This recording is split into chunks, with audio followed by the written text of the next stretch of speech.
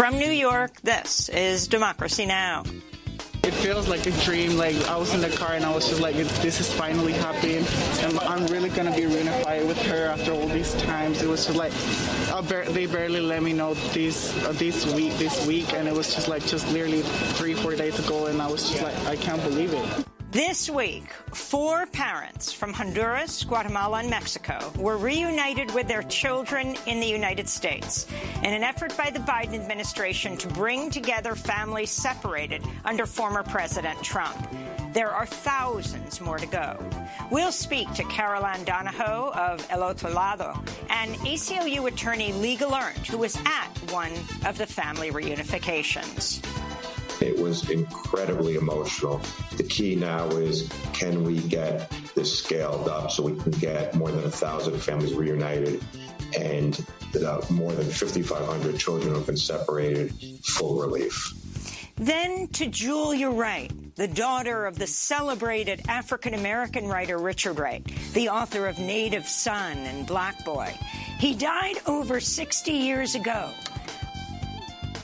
But he has a new novel out, The Man Who Lived Underground. The manuscript was rejected by publishers in the 1940s because of its detailed descriptions of racist police violence.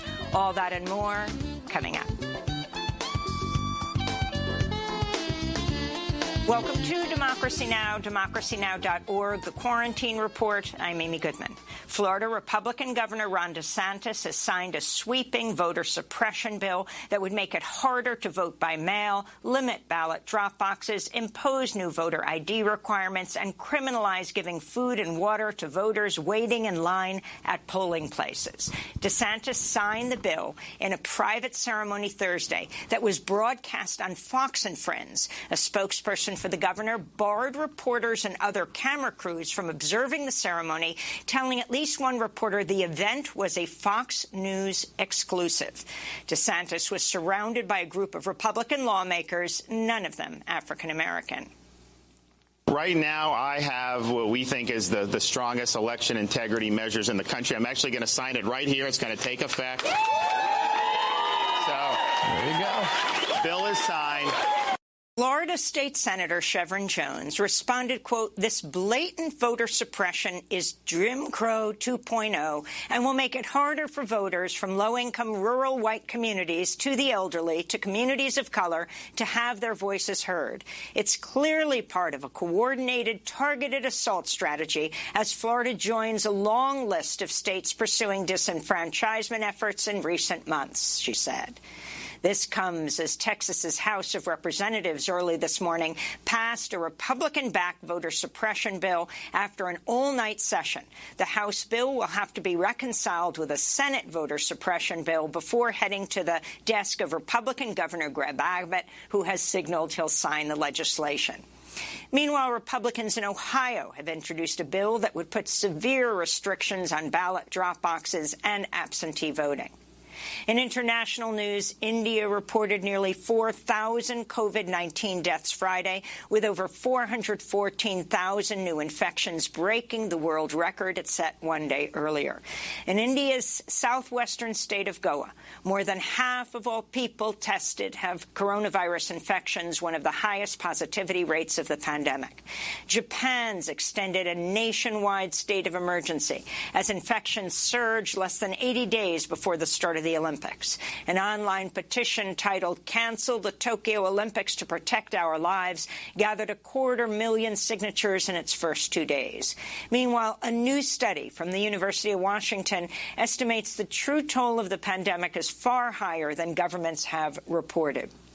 Researchers at the Institute for Health Metrics and Evaluation say COVID-19 has caused about 6.9 million deaths worldwide, more than double the official figure. Topping the list is the United States, with over 900,000 estimated deaths, followed by India with more than 650,000 deaths. The researchers projected about 600,000 deaths each in Mexico, Brazil, and Russia.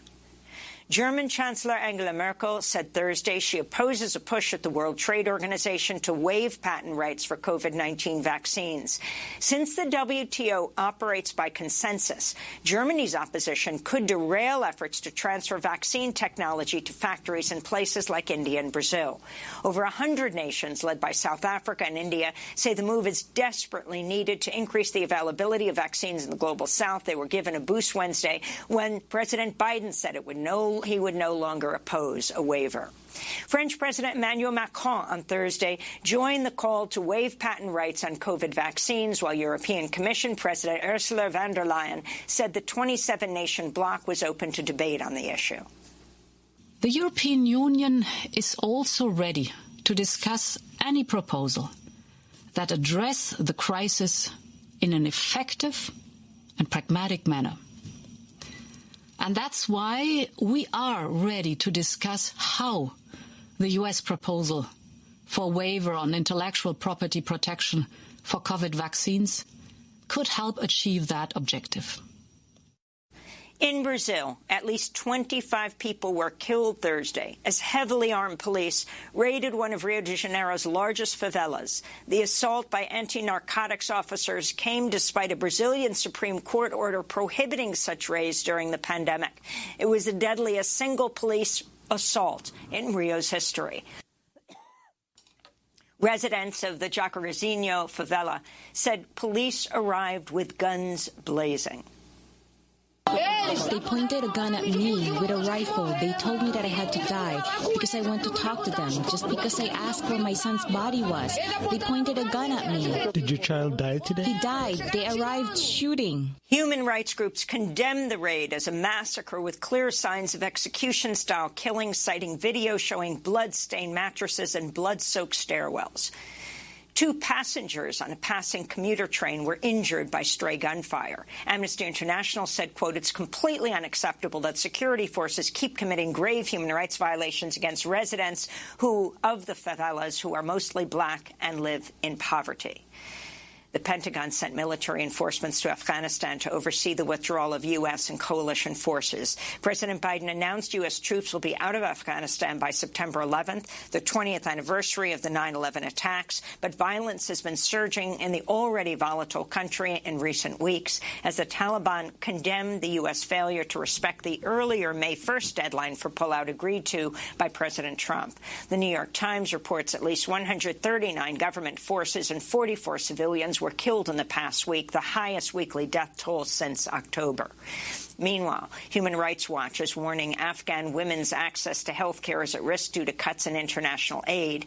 The group said, quote, "Donors are locked in a waiting game to see whether the withdrawal of foreign troops will result in the Taliban gaining greater control of the country. But this is no excuse for cutting funds for essential services that aid groups have managed to deliver in insecure and Taliban-controlled areas," they said. In Virginia, Code Pink co-founder Medea Benjamin interrupted a shareholder meeting of General Dynamics Wednesday to protest the company's arms sales to Saudi Arabia and other countries. Medea Benjamin addressed General Dynamics CEO Phoebe Novacek, who she says has personally pocketed $21 million a year. So if you have a model where you need a global conflict, where you need wars to be able to make money, I think there's something fundamentally wrong with this company, and you ought to have some more moral reflection about how you earn your billions of dollars. The Justice Department is warning Arizona's Republican-ordered recount of the 2020 presidential election results in Maricopa County could be violating federal voting and civil rights laws. Arizona Secretary of State Katie Hobbs said observers have witnessed ballots and laptops left unattended and untrained workers using inconsistent procedures. The private company hired by the Arizona Republican Party to carry out the audit, called Cyber Ninjas, also says it has been directly contacting voters to verify voter registrations, which could constitute voter intimidation. In addition, Cyber Ninjas, whose CEO has openly promoted conspiracy theories about the election, including from prominent QAnon figures, is far behind the May 14th deadline to finish the audit. As of Wednesday, only about 10% of the 2.1 million ballots had been counted. The Veterans Memorial Coliseum at the Arizona State Fairgrounds said all elections materials must be vacated May 14th, but auditors now say they will just pause, then resume the count if needed. Meanwhile, New York Congressmember Elise Stefanik, whom top Republicans have backed to replace Liz Cheney in her leadership role, said on Steve Bannon's podcast Thursday she supports the Arizona recount. A Colorado Republican lawmaker was reprimanded Thursday after he used a racist term during a debate in the Colorado General Assembly. Representative Richard Holtorf, who's white, referred to a colleague as buckwheat during Wednesday's legislative session. I'm getting there. Don't worry, buckwheat. I'm getting there. Now, sorry. What I'd like to say, that's an endearing term, by the way. Representative Holtorf, we must maintain order in here and not refer to any individuals other than in any inappropriate manner. Representative Leslie Herod, who is black, rushed to the podium to confront Holtorf over his racist remarks as the General Assembly broke for a recess. New York's Attorney General says the nation's largest broadband companies funded a secret campaign to influence the Federal Communications Commission's repeal of net neutrality rules. Attorney General Letitia James said Thursday an investigation by her office found that, quote, the broadband industry hired marketing companies that co-opted and created identities and filed nearly 18 million fake comments with the FCC and sent over 500,000 fake letters to Congress in support of the repeal. Supporters of net neutrality say protections are needed to preserve an open Internet and to bar Internet service providers from stopping or slowing down the delivery of websites. Former Maldives President Mohammed Nasheed was injured in a suspected bomb attack Thursday. The 53-year-old Nasheed, who is the current Speaker of the Maldives Parliament, became the country's first democratically elected president in 2008, but was ousted in a 2012 coup and was granted asylum in Britain before he returned to the Maldives in 2018. He put the fight against the climate crisis front and center of his presidency and has been hailed as a climate hero. Thursday's attack has sent shockwaves throughout the islands and is being investigated as an act of terrorism. To see our interviews with President Mohammed Nasheed, you can go to democracynow.org. And Indigenous leaders and climate activists are holding a global day of action to halt and defund the Enbridge Line 3 pipeline in northern Minnesota.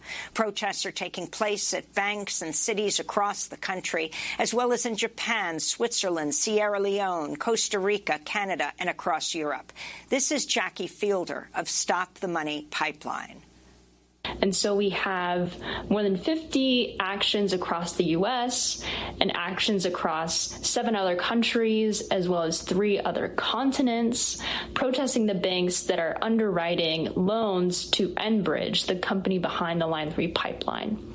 Line 3 would result in an additional 193 million tons of greenhouse gases every single year, and it violates Indigenous rights of the Anishinaabe people and their right to free, prior, and informed consent. On Thursday, water protectors blockaded a so-called man camp at the Enbridge site to mark missing or murdered Indigenous women, girls, and Two-Spirit Awareness Week. Indigenous activists said, quote, the violence committed on our land becomes the violence committed on our people. And those are some of the headlines. This is Democracy Now!, democracynow.org, the Quarantine Report. When we come back, 4 parents from Honduras, Guatemala, and Mexico were reunited this week with their children in the United States after being separated under the Trump administration. There are still thousands to go. Stay with us. Algo brilla entre nubes y neblina, diamantes cristalinas no lo es. Humilde hogar de lámina y cartón estallan en el cerro con los rayos del sol. Nadie nos dará gobierno, majestad, la necesidad de no sienten mi pena. Nadie nos dará gobierno, majestad. La necesidad es ajena, no sienten mi pena. Que allá donde no había, no solicito permiso para la vida. Soy rica en esperanzas y de reto no me niego. Le daré vista hasta el más ciego. Soy rica en esperanzas y de reto no me niego. Estoy aquí, y de reto no me niego. Estoy aquí, I'm here by Quetzal. This is Democracy Now!, democracynow.org, The Quarantine Report. I'm Amy Goodman. Oh, you can sign up for our daily digest, our news email every day by texting the word Democracy Now!, one word, no space, to 66866. This week, 4 parents from Honduras, Guatemala, and Mexico were reunited with their children in the United States after being separated under President Trump's zero-tolerance policy. They're the first families to be reunited on U.S. soil since the Biden administration began its reunification process. At least 2 of the mothers were separated from their children since 2017. Biden initially agreed to reunite 35 parents with their children out of more than 1,000 youths who remain separated. Immigrant justice group, Al Otro Lado, in English, The Other Side, said the Department of Homeland Security did nothing to facilitate the return of the 4 parents, and that it was groups like theirs who had to negotiate the travel visas, pay for airline tickets, and actually arrange the reunifications. Al Otro Lado shared with us this video of 18-year-old Brian Chavez as he was reunited with his mother, Sandra Ortiz, this week. This came 3 years, 7 months, and 4 days after they were separated. In 2017, the last words Sandra heard before Customs and Border Protection officers took Brian away were, "Say goodbye to your son because you'll never see him again." Well, on Tuesday, Sandra and Brian embraced each other at the San Ysidro border crossing, the very same place where they were first separated, with Brian holding a bouquet of balloons that read, "Best Mom Ever."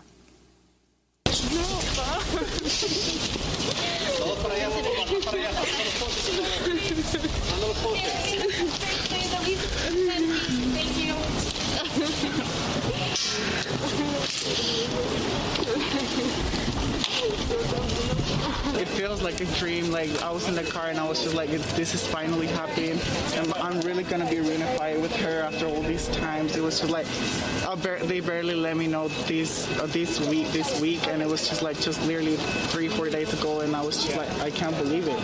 You know, am I actually gonna see her today or no? Because you never know. And I was in the car and I was just thinking, like, it just sounds unreal that I'm actually gonna see her today after all these days, after been thinking every day, how is she doing? Like, I was talking to her on the phone and everything, but still not making sure, like, seeing her in person, being able to give her a hug and everything. It was just. Does it feel like a dream? Yes, it actually. End of a nightmare? Does. Yes. That's 18-year-old Brian Chavez being reunited with his mother, Sandra Ortiz, on Tuesday. He'd been living with relatives in California, enrolled in high school after the U.S. deported his mother to Mexico when he was 15.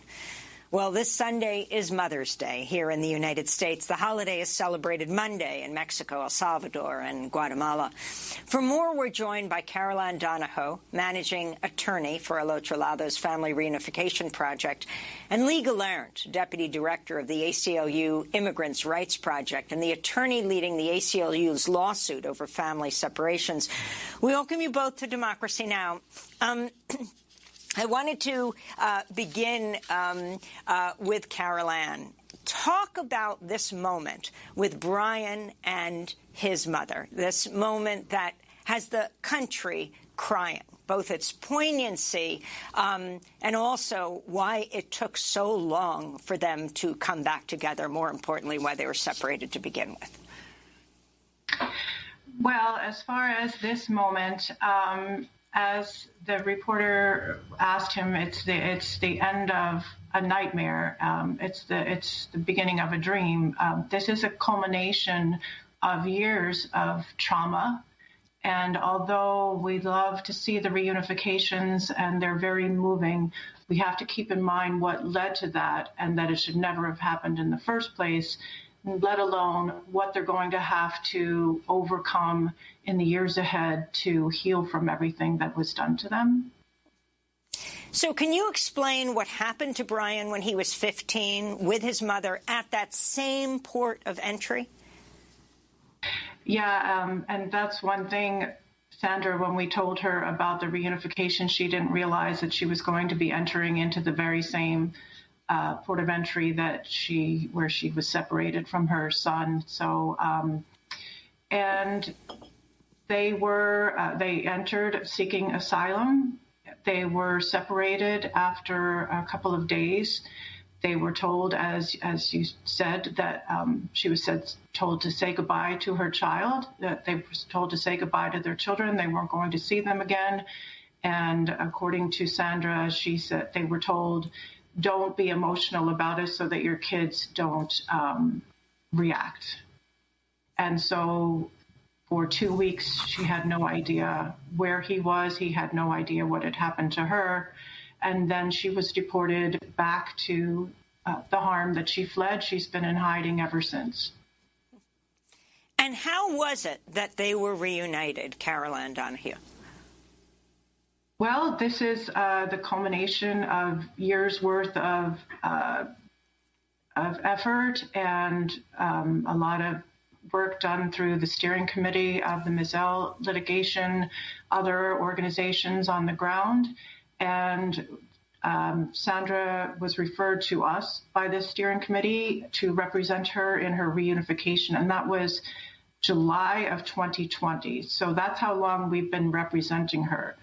The border was, under Trump, effectively closed. So it wasn't a question of being able to bring her there to the border like we had previously with a group of reunifying parents. And there was no way that the government was going to allow them in. So we had to ask them to be patient. And we have to remember that throughout that time, we all went through the pandemic. There was one mom who wasn't sure if she should just bring her child back to the harm because her father had died of COVID. And she said, what if I never see my child again? What if I die of COVID and I never see her again? They endured 2 hurricanes in Honduras. We had to kind of wait and holding our breath during the election to see the outcome of that before we could even have some semblance of hope. So once Biden was elected, and I have to be clear that if that were not the case, we would not be having this conversation right now. And we, as Al Otro Lado, the families that we represent, we have been preparing for this moment. We've been just waiting for the okay so that when the time came where the government gave us the okay that they can be processed through the port of entry, we were ready. We had done the prep work, and they told us to give them 7 days notice, and we gave them 7 days notices that day. So what happens now? Is Sandra allowed to stay in this country? Well, and what happens now is, of course, one of the biggest concerns. These parents will tell you that, what they're concerned about are the other parents who are still separated from their children, and also the uncertainty around what will happen to them now. And, we heard yesterday Secretary Mayorkas say that they're looking into legal permanent status, but that's not something that they can guarantee. And I can say that without permanent legal status, without some sort of guarantee that they're going to be able to stay and not have to go through our adversarial process, they're just going to be in limbo and continuously re-traumatized. And I just have to, to center this, that the families are it's easy to talk abstractly, but they were, according to Physicians for Human Rights' own report, they were tortured. And so we need to remedy the fact that our government tortured children and their mothers and their fathers. And so, unfortunately, the executive branch is limited in what they can do as far as giving permanent status. But there is Senator Blumenthal and Representative Castro just reintroduced the Families Belong Together Act, which would do a lot to remedy the harm. And so we'd ask Congress to act on that.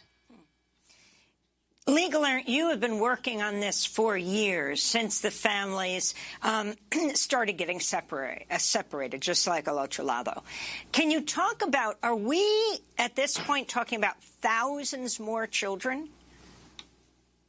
Well, there were 5,500, at least 5,500 children separated by Trump. We believe that there are likely more than 1,000 who still need to be reunited. We have not even found the parents of 455 children, but our best estimate is now that, and the government has joined us in that estimate, is that there are likely more than 1,000 that'll have to be reunited. So we are thrilled for these first four families. I was at one of the reunions in Philadelphia, and that kind of emotion is indescribable. Can you describe that one to us, though? Yeah, I mean, the best I can. There's a great New Yorker piece by Jonathan Blitzer doing it, and there's video out there. People should look at it on the New Yorker website. But, it's just sort of, it's an intense emotional moment that I have not witnessed in my professional career outside of these reunifications.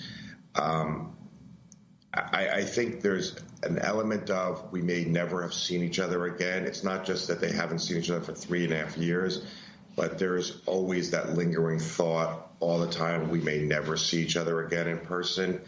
And the mother who reunited in Philadelphia actually surprised her kids. And I was there and just walked in the door, and they hugged each other for what seemed like an eternity, just sobbing.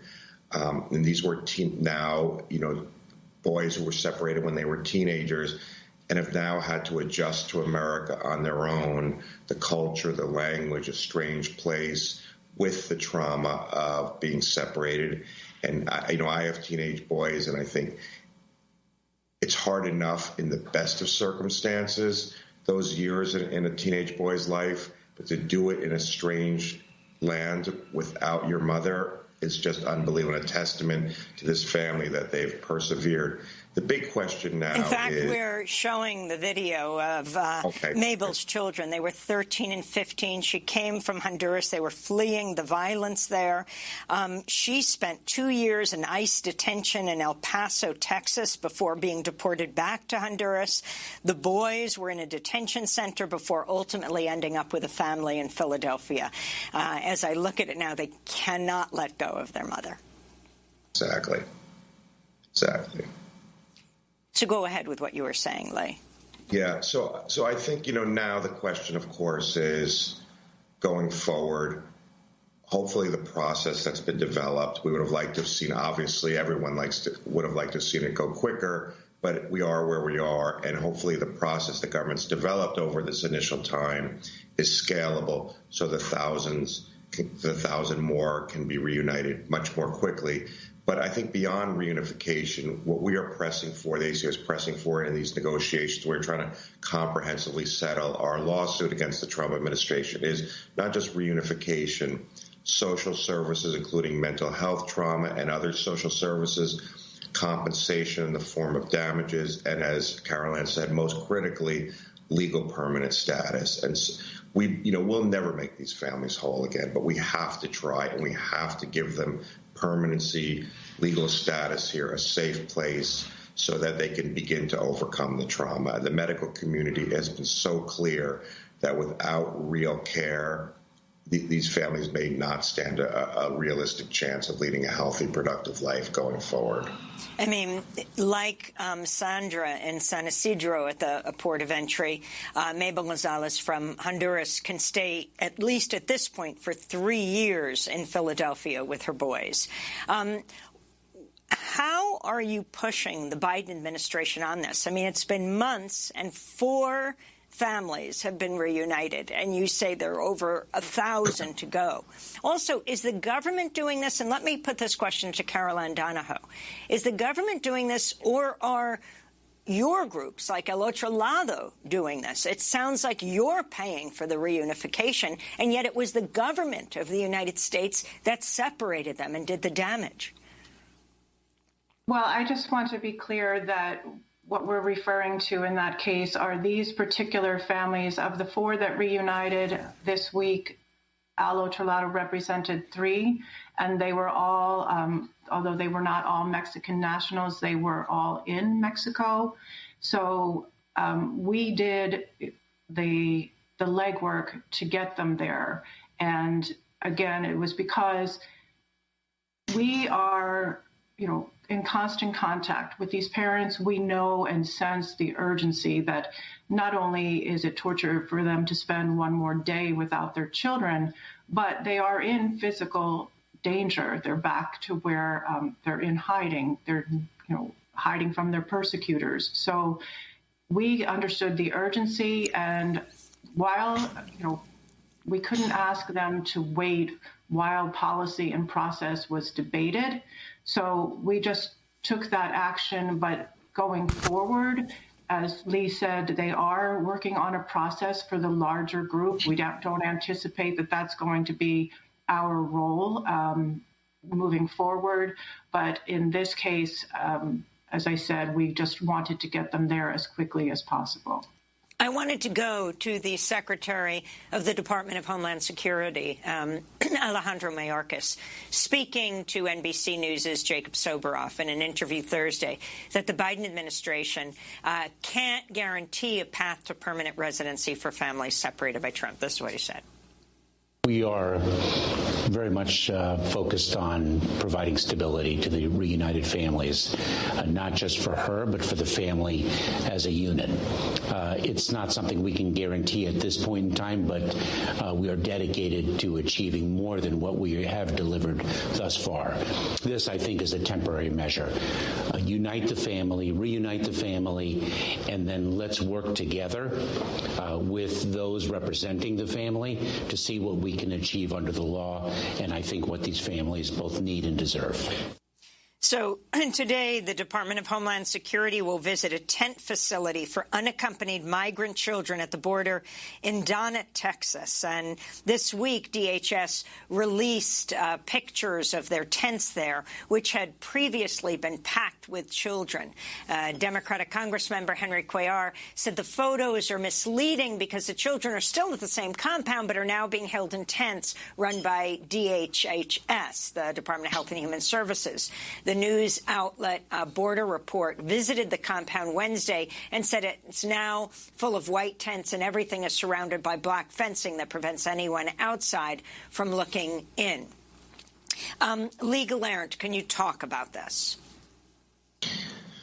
Yeah, I just want to return quickly to the prior segment. I mean, we are working with the government to do all these things on a scale of service, but they will ultimately pay for all the transportation, including reimbursing the NGOs that paid for these initial 4. But beyond that, as to the unaccompanied minors who are coming in being held, we are very concerned with how they're being held.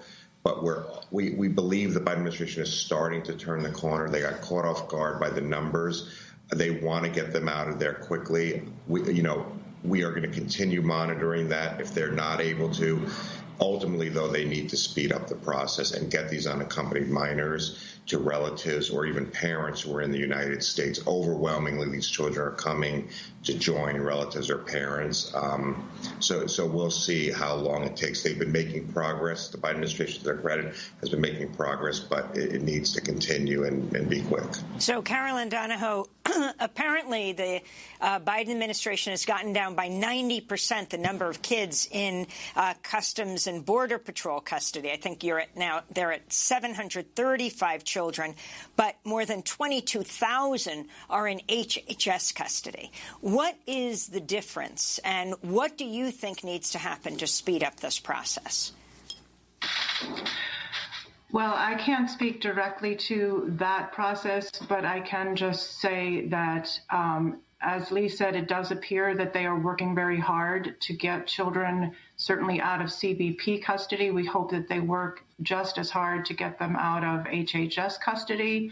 And I would argue that the overwhelming thread in this particular discussion is that we need to end Title 42, which was the Trump-era policy that supposedly had a public health rationale for expelling immigrants, asylum seekers. And unfortunately, one of the ramifications of that is families are being forced to make the awful decision about sending their children over without them because the parents would be expelled, or as a family, they would be expelled. So we really need to look at how our overall policies are affecting asylum seekers across the board. And the class action suit, Lee Gelernt, if you could explain it more fully, that the ACLU has brought. On Title 42, Amy? Yes.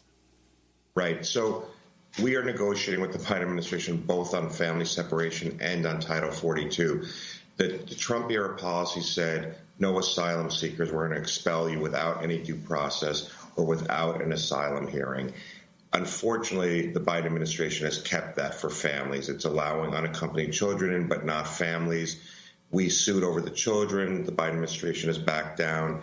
We are suing over the families. We are now in negotiations with the Biden administration. I think we're getting a little impatient that they're continuing to expel families.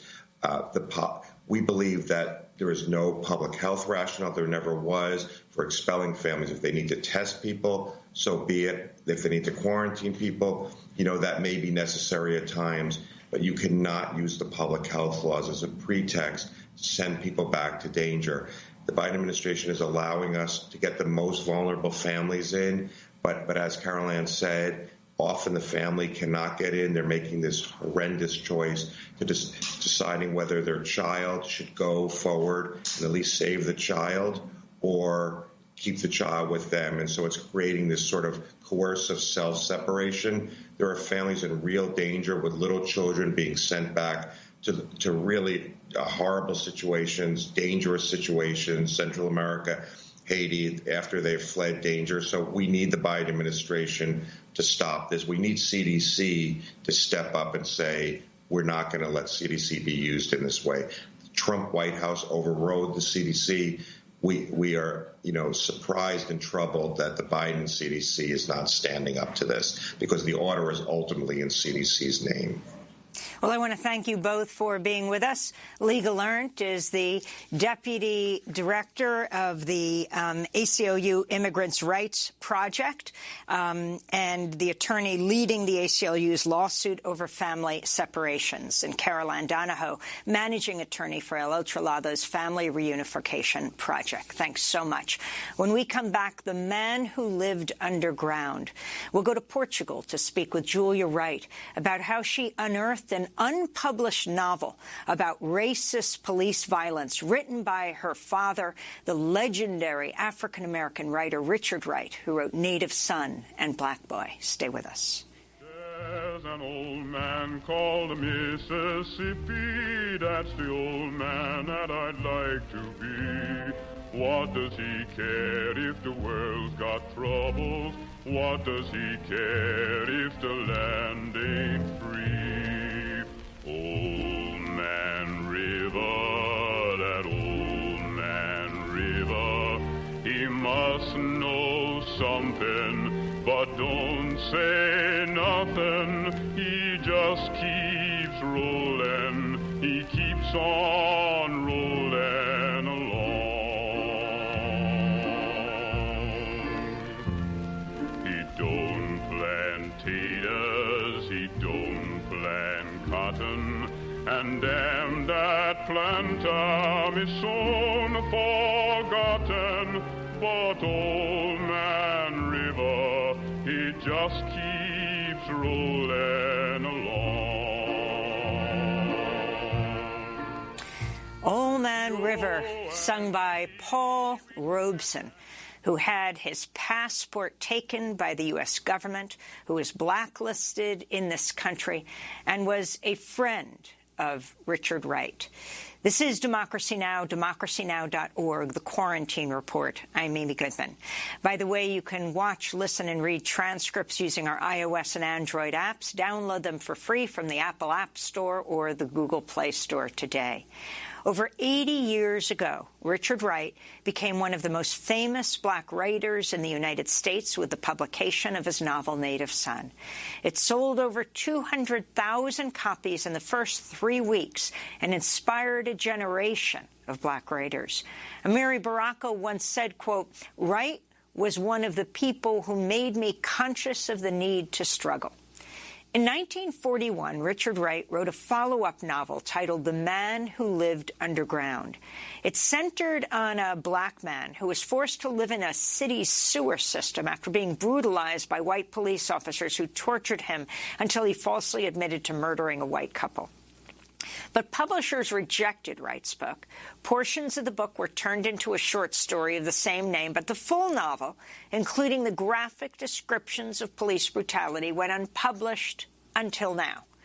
Richard Wright once said of the novel, quote, "I've never written anything in my life that stemmed more from sheer inspiration or executed any piece of writing in a deeper feeling of imaginative freedom or expressed myself in a way that flowed more naturally from my own personal background, reading, experiences, and feelings." But his manuscript was largely forgotten until his daughter, Julia Wright, unearthed it at the Rare Book and Manuscript Library at Yale University and worked with the Library of America to have the book finally published nearly 80 years after it was written and 60 years after Richard Wright died at the age of 52 in Paris, where he had taken his family to live since 1946. Julia Wright is joining us now from Portugal, a longtime anti-death penalty activist, supporter of Mumia Abu-Jamal, and is writing a biography of her father. She is the executrix of his estate. We welcome you back to Democracy Now!, Julia. It's great to have you back after all of these years. Can you talk about the significance of what you found and how you finally have had it published? Thank you, Amy, for having me back on the show. Yes, it was a very exciting discovery.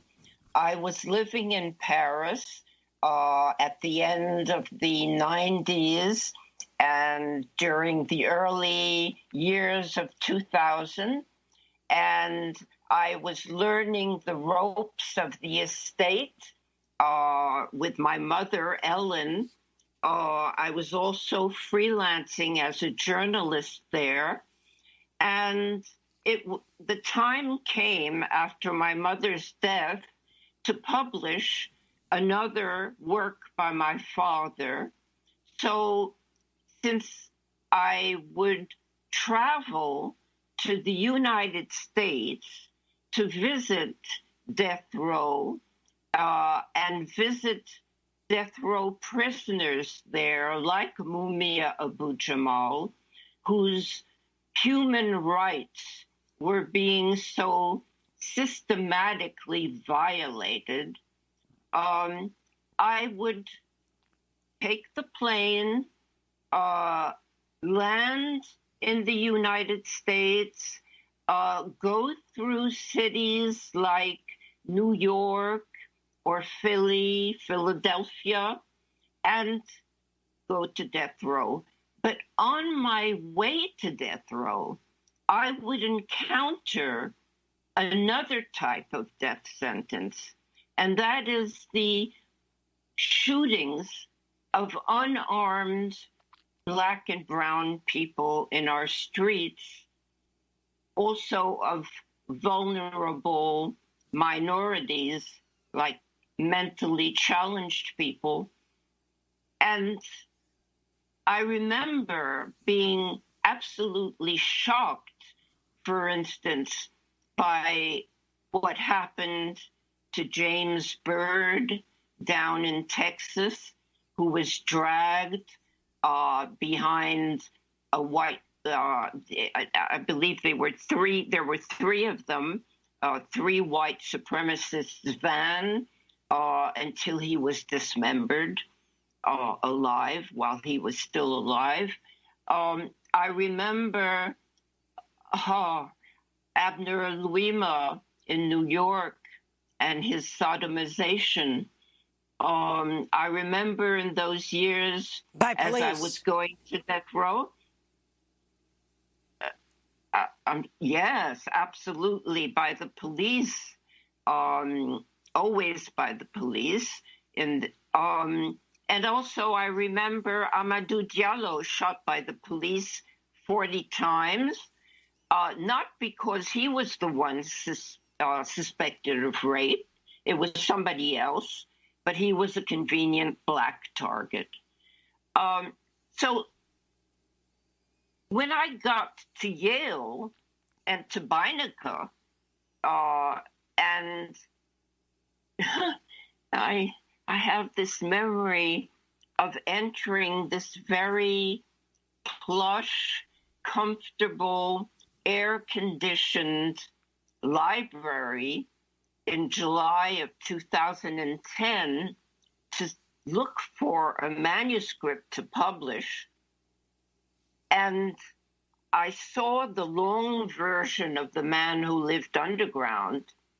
It leapt out at me as I don't know what to say, a time bomb, a time machine, something that had to be published yesterday.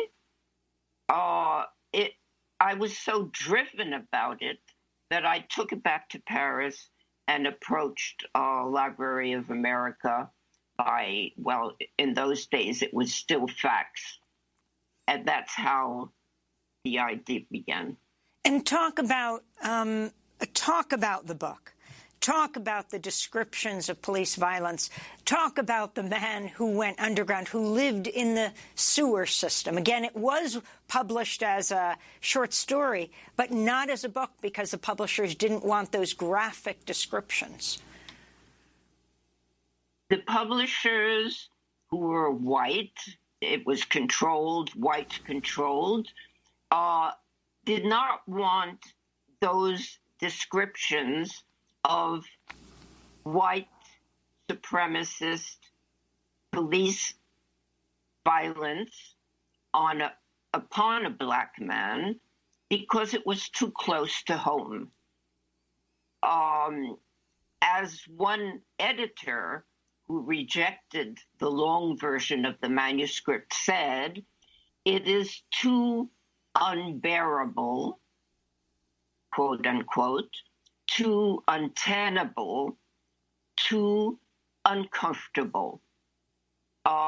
It's a bit like, lifting the stone and not wanting the worms, the racist worms underneath to be seen. Very interestingly, Kevin Powell, a New York writer, very promising writer, commented on the long version the other day. What if those first 50 pages on police brutality had been accepted back in the day? All the discourse around that narrative that would have taken place all those years ago would perhaps have changed something, but it didn't. I'm looking at a quote from The Man Who Lived Underground, your father's book. He says, outside of time and space, he looked down upon the earth and saw that each fleeting day was a day of dying, that men died slowly with each passing moment, as much as they did in war, that human grief and sorrow were utterly insufficient to this vast, dreary spectacle. And I'm thinking about the time we live in, Julia, right now, as you look across the Atlantic at your country, the United States, what happened to George Floyd last year, the police murder of George Floyd, and then the trial. Your thoughts? My thoughts about the video that was taken by Darnella Frazier, such a young girl, fearlessly, even while she was being threatened, is a central, fundamental thing to our culture. Because, as Benjamin Crump said, as she did it, she recaptured part of our narrative that escaped us. And that narrative is the narrative of our death. Because that goes back to slavery, it goes back to the lynchings, it goes back to Black Boy Chapter 2, when Richard, aged 8 or 9, realizes that the grown-ups who are whispering above him are whispering about the lynching of his uncle, Silas Hoskins. And he doesn't understand. He wonders where the body is. He wonders why there are no flowers, why there's no funeral. And he says to his mother, why didn't we do anything about it? And those words reverberate through all these decades and seem to have reached Darnella as she filmed George Floyd's last moments. She did something about it. She filmed his last moments. She gave us a new narrative. We're talking to Julia Wright, the daughter of the literary giant Richard Wright, so famous for his books Native Son and Black Boy. In 1951, Richard Wright actually starred in a film version of Native Son. He played the main character, Bigger Thomas. This is just a clip from the trailer. All my life I heard of black men being killed because of white girls, and there I was. Darling, give up. It might make it easier.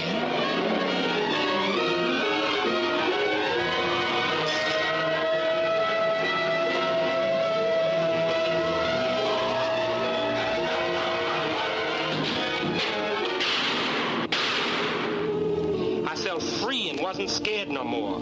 I was back home again. And there was my father, the white folks had killed when I was a kid. How can I help you now? You don't have to help me, Mr. Max. Go home. Now you can hate me like the others.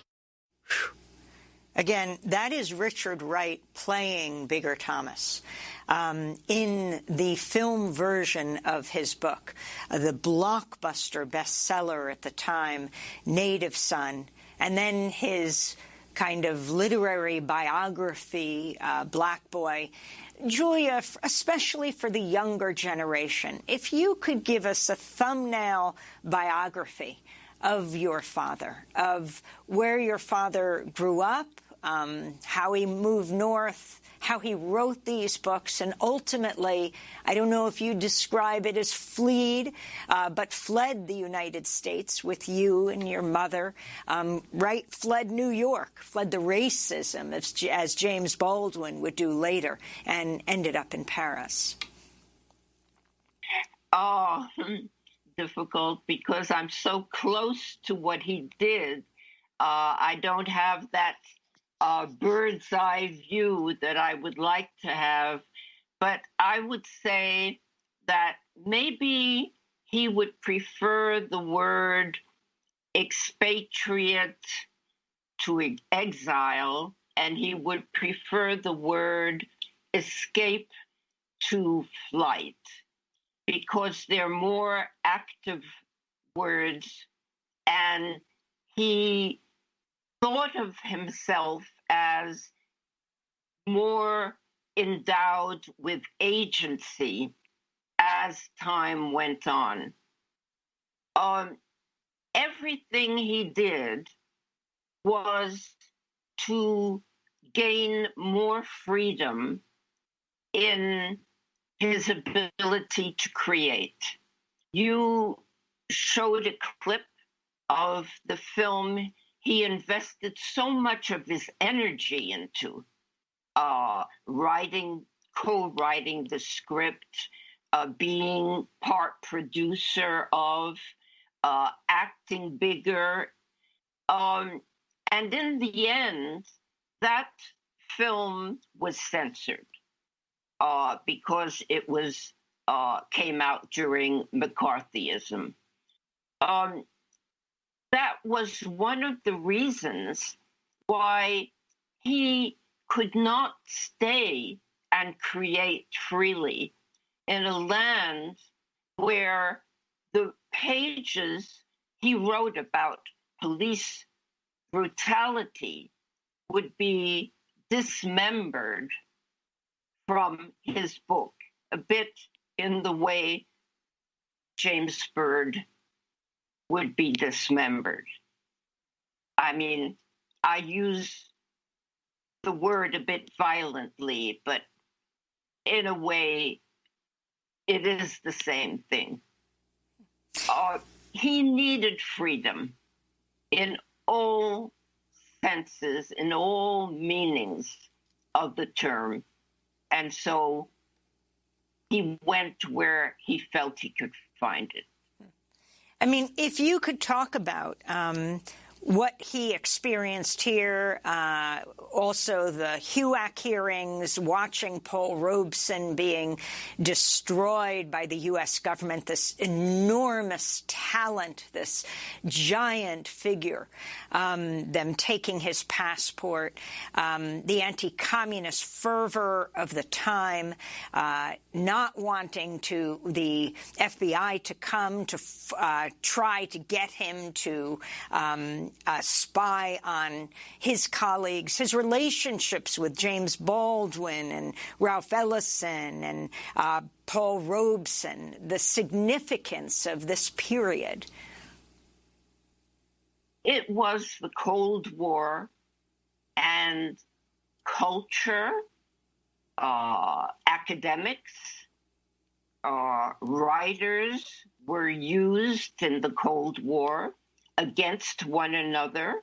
It was a terrible cloak and dagger period, but it was to the death of creativity, but also to the death of life. It was terrible. I remember my father's best friend, Ollie Harrington, who was a member of the CPUSA and the creator of Bootsy. The Communist Party USA. Yes. And he was the creator of Bootsy, a very famous cartoon. And he was my father's best friend to the end. My father used to tell Ollie, the apartment is bugged. It's bugged. And Ollie used to laugh at my father. This was in Paris at the end. Julia, we just have 20 seconds. And Ollie would laugh and say, no way. You're being paranoid, Richard. But Richard insisted, so Ollie brought technicians in, and they found bugs. Well, we have to leave it there, but people can pick up this latest book of the great literary giant Richard Wright. Thank you so much to his daughter, Julia Wright, The Man Who Lived Underground, just published. I'm Amy Goodman. Thanks for joining us.